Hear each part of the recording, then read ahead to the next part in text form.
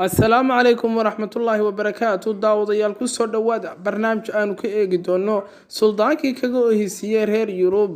hadday tahay markii kuugu horeysay aad soo gashay fadlan subscribe dheh share iyo comment ka bixi waxa lagu tiriyaa mid ka mid ah salaadiintii ugu saameynta badnaa ee soo maamulay dunidan gaar ahaan muslimiinta magaciisu waxa uu baqdin iyo argagax ku beeri jiray boqorradii reer galbeedka 46 sanadood oo uu xilka hayay boqor Suleymaan al-Qaanuuni waxa lagu tiriyaa in ay ahayd xilligii dawladda Cusmaaniyiinta ay ugu awoodda badneyd waxa loo yaqaanaa waqtigii uu xukumayay dawladdaasi waqtigii dahabiga ahaa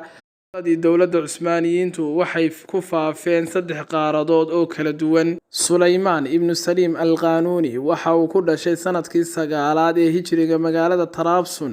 xilligaas oo aabihii ka talinayay magaalada waxa uu aabihii yaraantiisa xooga saaray barbaarinta ininkiisa Suleymaan oo uu baray culuum kala duwan sida diini maadi iyo waliba maamulka iyo hogaaminta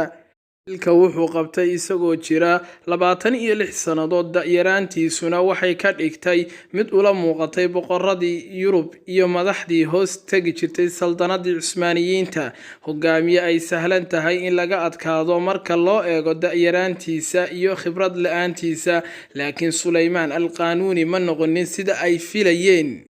noqday hogaamiye hal adeeg leh oo argagax iyo baqa ku rida dunidii uu markaas wax ka xukumayay boqor Suleymaan waxa soo wajahay kacdoon fara badan intii uu hayay xukunkiisa bilowgeedii waliba sanadihii uu horeeyay ee xilligii Suleymaan al-Qaanuuni uu xukunka la wareegay waxa soo wajahay 4 kacdoon oo ka mashquuliyay dhaqdhaqaaqii jihaadka iyo waliba dejinta qorshe cusub oo uu ku hogaamiyo dawladdii uu hantiyay xukunkeeda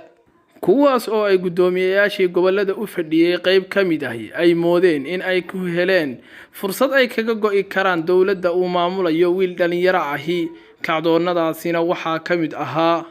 kacdoonkii koowaad wuxuu ahaa kacdoonkii ka soo bilowmay dhanka iyo Shaam waxaana kacdoonkaasi hogaaminayay qaadigii markaas halka u fadhiyay dawladdii Cusmaaniyiinta oo lagu magacaabi jiray Jaam Baras Qasaali wuxuu ku dhawaaqay in uu ka soo horjeestay dawladda wuxuuna isku dayay inuu qabsado Xalab laakiin uma aysan suurtagelin Suleymaan al-Qaanuuni wuxuu ka codsaday Jaam inuu joojiyo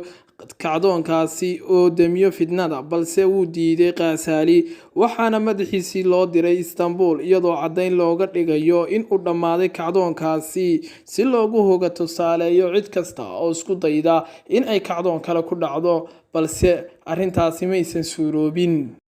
daawadayaal intaas maanta waxaynu ku eegaynay hordhac Suleymaan taariikhdiisii ku salaysan iyo waliba kacdoonkii qayb kamid ah qaybaha inoo harayna waxaynu ku lafaguri doonaa 3 kacdoon oo xilligii bilowgiisii dhacay iyo waliba taariikhdiisii sidii ay ku soo dhamaatay iyo waliba hogaamintiisii sareysay iyo awoodii uu helay inuu hanto dawladdaasi 40 sanadood oo aan liic lahayn oo lagu magacaabo 40kii sanadood